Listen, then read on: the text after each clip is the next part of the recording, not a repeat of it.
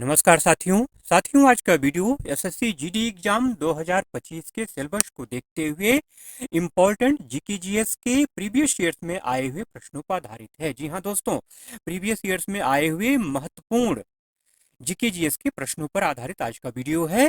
साथियों, आगे बढ़ने से पहले आपको एक चीज बता दूं, आज का वीडियो केवल एसएससी जीडी के लिए ही महत्वपूर्ण नहीं है। ये video RRB, NTPC, group D का कोई भी एग्जाम हो, एसएससी जीडी, आरपीएफ, एलपी, हर एग्जाम के लिए ये क्वेश्चन महत्वपूर्ण है, रामबाण की तरह है। चलिए, ज्यादा प्रश्न समय न लेते हुए प्रश्नों का सिलसिला शुरू करते हैं, तो अपने आप बात आपको समझ में आएगी कि हाँ, प्रश्नों का लेवल कैसा है। बात करते हैं पहले प्रश्न की कि संपत्ति का अधिकार का वर्णन किस अनुच्छेद में है। ठीक है, संविधान से आधारित क्वेश्चन निश्चित तौर पे आते हैं, अनुच्छेद से आधारित संबंधित क्वेश्चन निश्चित तौर पे आपके एग्जाम में आते हैं, हर एग्जाम में पूछे जाते हैं। इसमें से एक क्वेश्चन है कि संपत्ति का अधिकार का वर्णन किस अनुच्छेद में है। क्योंकि पहले ये किसी और अनुच्छेद में था, अब किसी और अनुच्छेद में है, इसी वजह से क्वेश्चन ये महत्वपूर्ण है, बार बार पूछा जाता है। ठीक है, तो आपके जो ऑप्शन है वो है अनुच्छेद 51A, अनुच्छेद 165, अनुच्छेद 300A, अनुच्छेद 49। यहाँ जो भी ऑप्शन हमने लगा रखे हैं इनके बारे में भी हम बात करेंगे, लेकिन पहले बात करते हैं आंसर की। संपत्ति का अधिकार का जो वर्णन है ना, वर्तमान समय में जो अनुच्छेद 300A है, 300A, ठीक है, 300A में जो है इसका वर्णन है। संपत्ति के अधिकार का वर्णन, संपत्ति के अधिकार का वर्णन किस अनुच्छेद में भैया? 300A में है। ठीक है, ये बात तो क्लियर हो गई। चलिए, अब थोड़ा ऑप्शन पे देख लेते हैं, ध्यान देते हैं। अनुच्छेद 51A की अगर बात की जाए तो बहुत ही महत्वपूर्ण प्रश्न है, बहुत ही महत्वपूर्ण अनुच्छेद है ये।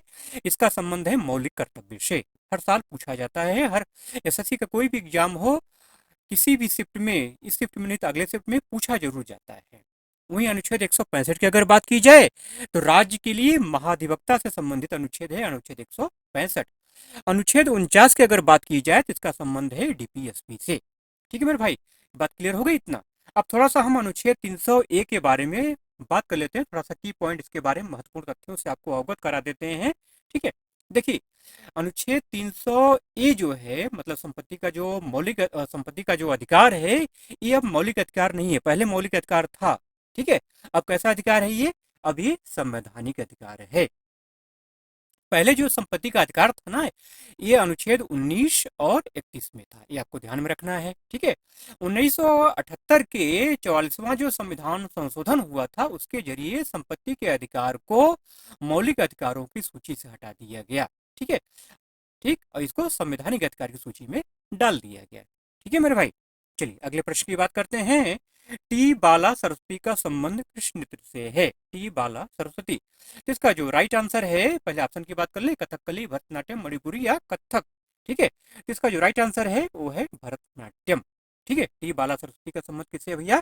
भरतनाट्यम से है। ठीक है, अब थोड़ा सा हम की पॉइंट की अगर बात कर ले, महत्वपूर्ण तथ्यों की अगर बात की जाए तो टी बाला सरस्वती का जो पूरा नाम है वो है तंजौर बाला सरस्वती। पूरा नाम कलाकार का जरूर से ध्यान रखना है, कलाकार का, लेखक का, कोई भी हो, शॉर्ट फॉर्म कहीं भी मिलता है तो खोज करके आपको उसका पूरा नाम जरूर से ध्यान में रखना है। क्योंकि अगर कभी एग्जाम में पूरा नाम अगर पूछ लिया, क्वेश्चन आ गया कि तंजौर बाला सरस्वती का संबंध किस नृत्य से है, तो आप फंस जाओगे, आपने तो टी बाला सरस्वती याद किया था।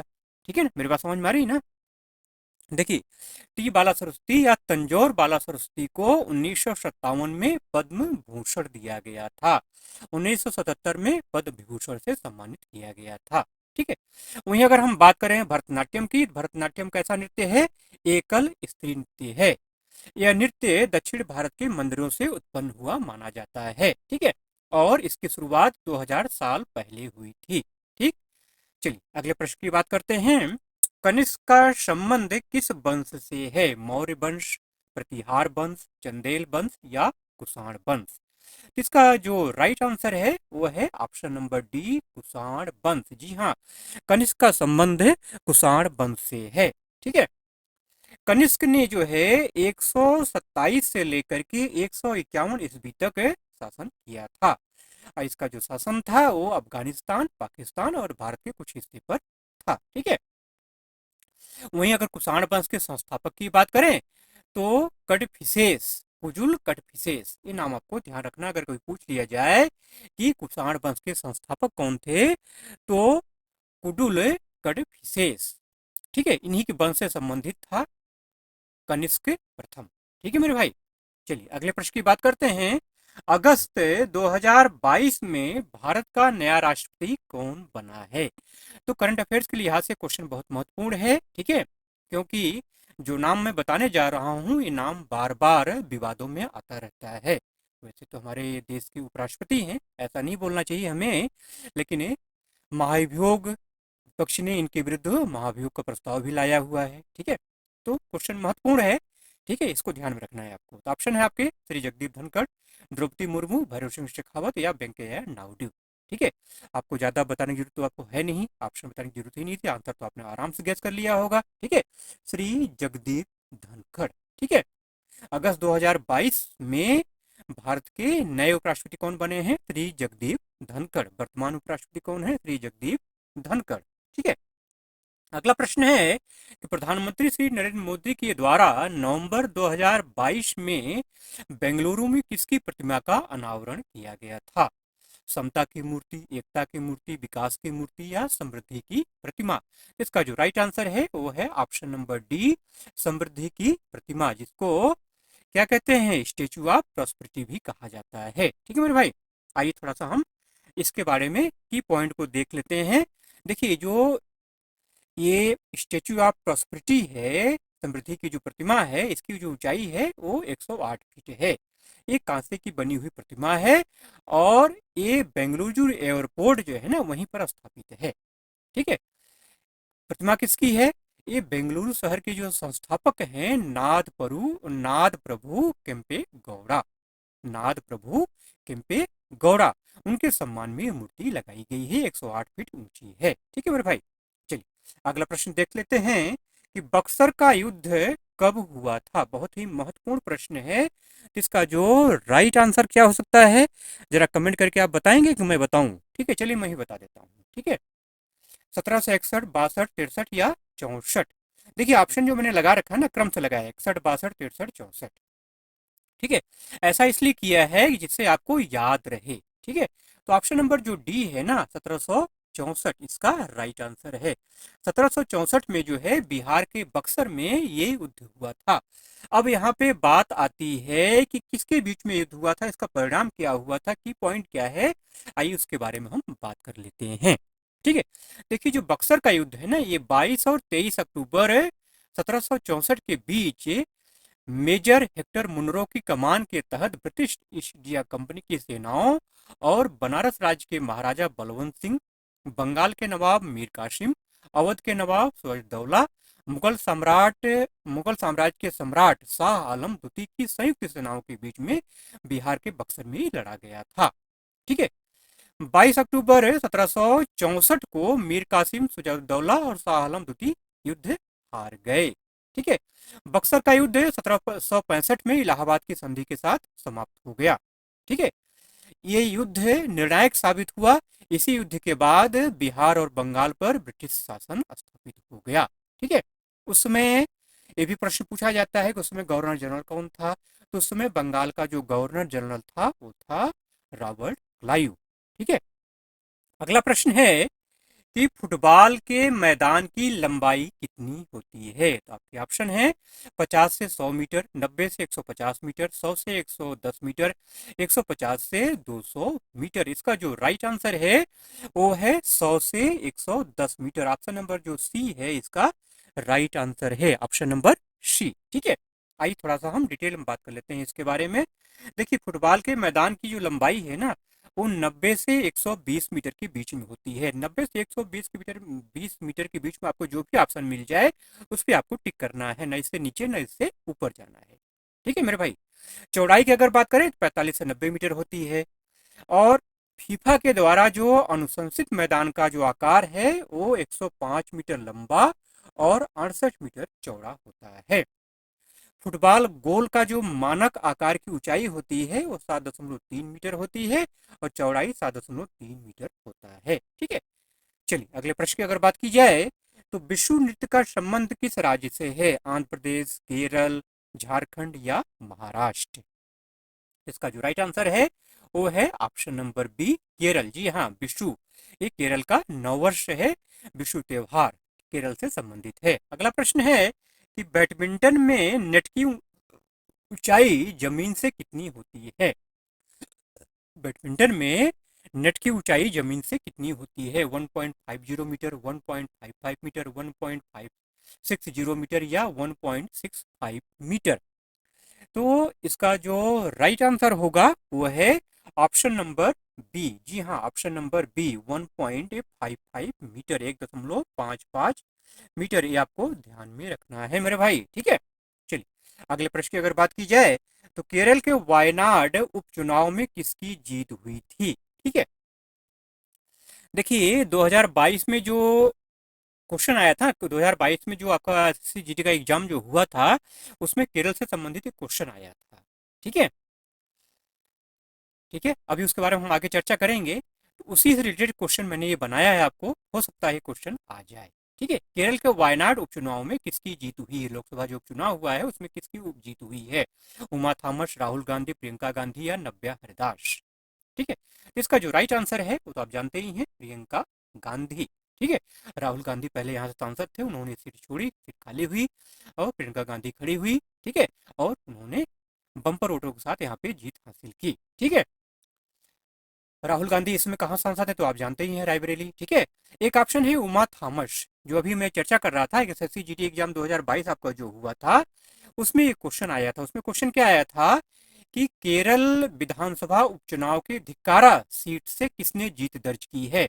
तो है उमा थॉमस। उमा थॉमस जो है ना, केरल से कांग्रेस की पहली महिला विधायक हैं। ठीक है, इसलिए क्वेश्चन ये महत्वपूर्ण है, उसमें क्वेश्चन आया था, दोबारा भी आ सकता है। ठीक है, चलिए अगला प्रश्न की अगर बात की जाए, अगले प्रश्न की अगर बात करें तो नर्मदा नदी के तट पर हर्षवर्धन को किसने पराजित किया था? राजा पुलकेशिन द्वितीय, राजा नरसिंह वर्मन प्रथम, राजा शशांक, राजा भास्कर वर्मन? इसका जो राइट आंसर है वो है ऑप्शन नंबर ए, राजा पुलकेशिन द्वितीय। ठीक है, राजा पुलकेशिन द्वितीय ने जो है नर्मदा नदी के तट पर राजा हर्षवर्धन को पराजित किया था। ठीक है, अब थोड़ा सा हम पुलकेशिन के बारे में बात कर लेते हैं डिटेल में। पुलकेशिन जो है, राजा पुलकेशिन द्वितीय जो है, ये चालुक्य वंश का सम्राट था। ठीक है, और राजा हर्षवर्धन जो है पुष्यभूति वंश के सम्राट थे। ठीक है, इन दोनों के बीच में नर्मदा नदी के तट पर युद्ध लड़ा गया था। इस युद्ध में पुलकेशिन द्वितीय की बड़ी जीत हुई और हर्ष और उसकी सेना को पीछे हटना पड़ा। ठीक है,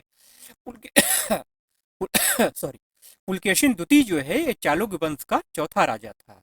इसने जो है 609 से लेकर के 642 ईस्वी तक राज्य किया था।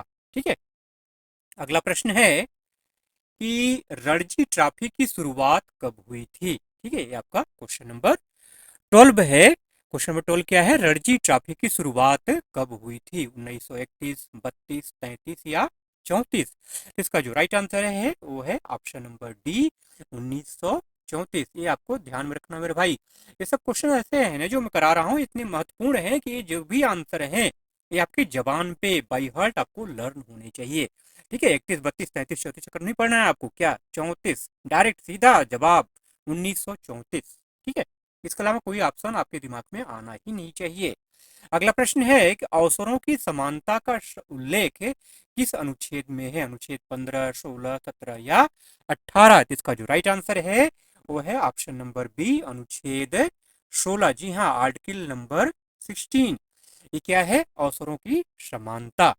ठीक है, अब हम थोड़ा सा आइए इसके की पॉइंट के बारे में बात कर लेते हैं। अनुच्छेद 16 के आसपास जो अनुच्छेद हैं, 14 है, 15 है, 17 है, 18 है, उनके बारे में बात कर लेते हैं क्योंकि ये एक दूसरे से संबंधित हैं। अनुच्छेद 14 की अगर बात करें तो ये है विधि के समक्ष समानता। अनुच्छेद 15 की अगर बात करें तो धर्म, वंश, जात, लिंग और जन्म स्थान के आधार पर भेदभाव नहीं किया जा सकता। अनुच्छेद 17 की अगर बात करें तो छुआछूत मतलब अस्पृश्यता का अंत कर दिया गया है। अनुच्छेद 18 की बात करें तो उपाधियों का अंत कर दिया गया है। ये जो मैं बता रहा हूँ आपको जो ना, ये एक एक क्वेश्चन है ये। ठीक है, ये जो महत्वपूर्ण तथ्य आपको जो बता रहा हूँ मैं, की पॉइंट जो आपको बता रहा हूँ ना, ये क्या है? एक एक क्वेश्चन है, इन पे आधारित प्रश्न आपसे पूछे जाते हैं। ठीक है, आइए अगले प्रश्न की बात करते हैं। अगला प्रश्न है कि अक्टूबर 2022 में उत्तर प्रदेश के किस पूर्व मुख्यमंत्री का निधन हो गया? इसका जो राइट आंसर है वो है ऑप्शन नंबर ए, मुलायम सिंह यादव। जी हाँ, सपा समाजवादी पार्टी के संस्थापक मुलायम सिंह यादव का निधन हुआ। ठीक है, आप उत्तर प्रदेश के पूर्व मुख्यमंत्री थे और 2023 में मरणोपरांत पद्म विभूषण से सम्मानित किया गया था। ठीक है, अगला प्रश्न है कि चेराव नृत्य का संबंध किस राज्य से है? मणिपुर, मिजोरम, कर्नाटक या पश्चिम बंगाल? तो इसका जो राइट आंसर है वो है ऑप्शन नंबर बी, मिजोरम। जी हाँ, चेराव नृत्य का संबंध मिजोरम से है। अगला प्रश्न है क्वेश्चन नंबर 16, पहली पंचवर्षीय योजना कब से कब तक चली? देखिए, क्वेश्चनों का जो चुनाव मैंने किया है ना, वो लगभग हर चीज से लिया है, चाहे वो नृत्य हो, चाहे संविधान हो, आर्टिकल हो, पंचवर्षीय योजना हो। ठीक है, लगभग हर सेक्टर से प्रश्न लेने का प्रयास किया है। ठीक है, पहली पंचवर्षीय योजना कब से कब तक चली? बहुत आसान क्वेश्चन है, 1951 से लेकर 1956 तक। अब इसमें आपको बिल्कुल भी कंफ्यूज नहीं होना है। ठीक है, बाकी ऑप्शन आपको ध्यान देना ही नहीं है। ठीक है, आइए थोड़ा महत्वपूर्ण तथ्यों को बात कर लेते हैं। देखिए, इस योजना के जो अध्यक्ष थे वो पंडित जवाहरलाल नेहरू थे और उपाध्यक्ष थे गुलजारी लाल नंदा। इस योजना का जो आदर्श वाक्य था वो था कृषि का विकास। ठीक है, और इस योजना, आपसे क्वेश्चन अक्सर पूछा जाता है कि भारतीय प्रौद्योगिकी संस्थान मतलब आईआईटी की स्थापना कब हुई? तो यही जो पहली पंचवर्षीय योजना थी ना, इसके अंत में 1956 में 5 आईआईटी की स्थापना हुई थी। और एक क्वेश्चन यहाँ से जो बनता है कि किस मॉडल पर आधारित थी? तो हैरोल्ड डूबर मॉडल पर आधारित थी भारत की पहली पंचवर्षीय योजना।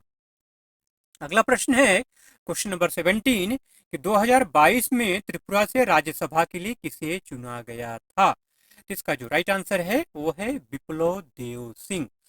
त्रिपुरा में राज्यसभा की मात्र एक ही सीट है। ठीक है, तो लोकसभा की 2 सीट है, राज्यसभा की 1 सीट है। विप्लव देव सिंह जो है, विप्लव देव सिंह त्रिपुरा के पूर्व मुख्यमंत्री हैं। राज्यसभा के लिए 2022 में इनको चुना गया। ठीक है, अगला प्रश्न है क्वेश्चन नंबर 18 कि बिहू त्योहार कितनी बार मनाया जाता है? 1 बार, 2 बार, 3 बार, 4 बार? कितनी बार मनाया जाता है? 3 बार। जी हाँ दोस्तों, 3 बार बिहू त्योहार साल भर में मनाया जाता है। वो 3 बार क्या है, क्या नाम है, आइए उसके बारे में आपको डिटेल में बता देते हैं। पहला जो है उसको बोलते हैं बोहाग बिहू। यह त्योहार बैसाख महीने मतलब अंग्रेजी के अनुसार अप्रैल के महीने मनाया जाता है। यह त्योहार फसलों की बुवाई और कटाई से जुड़ा हुआ है। यह त्योहार नए साल के आगमन का प्रतीक भी माना जाता है। बोहाग बिहू। माघ बिहू की अगर बात करें तो अगला महीना आपका जनवरी आने वाला है, तो माघ के महीने में, जनवरी के महीने में माघ बिहू मनाया जाता है। यह फसलों की कटाई से जुड़ा हुआ है। ठीक है, काटी बिहू की बात करें तो ये कार्तिक के महीने में, दीपावली के टाइम में आता है, अक्टूबर के महीने में। ठीक है, इस समय जो है अच्छी फसल के लिए प्रार्थना की जाती है। ठीक है, तो बोहाग बिहू, माघ बिहू और काटी बिहू। ठीक है, अगला प्रश्न है क्वेश्चन नंबर 19 कि मंत्रिपरिषद किसके प्रति उत्तरदायी होता है? लोकसभा, राज्यसभा, विधानसभा या प्रधानमंत्री? मंत्रिपरिषद है तो राज्यसभा, विधानसभा, प्रधानमंत्री तो होगा ही नहीं, पक्का बात। किसके प्रति होगा? लोकसभा। इसका राइट आंसर क्या है? Option number A, Lok Sabha. जी हाँ, भारतीय संविधान का जो अनुच्छेद 75(3) है ना, ठीक है, के मुताबिक मंत्रिपरिषद सामूहिक रूप से लोकसभा के प्रति उत्तरदायी होती है। ठीक है, क्वेश्चन नंबर 20 आज का लास्ट प्रश्न है ये, हीरो इंडिया लीग की प्रथम विजेता टीम कौन सी थी? इसका जो राइट आंसर है वो है हैदराबाद एफसी। जी हाँ, ऑप्शन नंबर ए इसका राइट आंसर है, हैदराबाद एफसी। आइए थोड़ा सा हीरो इंडिया लीग के बारे में आपको थोड़ा डिटेल में बता देते हैं। देखिए, इसको इंडियन सुपर लीग भी कहा जाता है। ठीक है, हीरो इंडियन सुपर लीग या इंडियन सुपर लीग। ठीक है, एसपीजी, एसपीएल। ठीक है, ये क्या है? ये एक भारतीय व्यावसायिक फुटबॉल लीग है। ठीक है, और इस लीग में पूरे भारत से 12 टीमें खेलती हैं। ठीक है, तो चलिए इन्हीं प्रश्नों के साथ आज के वीडियो को एंड करते हैं। मेरे ख्याल से वीडियो आपको पसंद आया होगा। अगर पसंद आया हो मेरे भाई तो जाते जाते एक लाइक जरूर से कर दीजिएगा, ना लाइक तो डिसलाइक ही कर दीजिएगा, कुछ जरूर कर दीजिएगा, कर जरूर दीजिएगा। ठीक है, हाँ ठीक है। और चैनल पर अगर नए हैं, सब्सक्राइब नहीं किए हैं तो सब्सक्राइब करके बेल आइकन जरूर से प्रेस कर लीजिएगा मेरे भाई, नहीं तो नोटिफिकेशन नहीं मिलेगा। चलिए, ऐसे ही महत्वपूर्ण कंटेंट के साथ, प्रीवियस ईयर के क्वेश्चन के साथ मिलते हैं अगले वीडियो में। तब तक के लिए जय हिंद।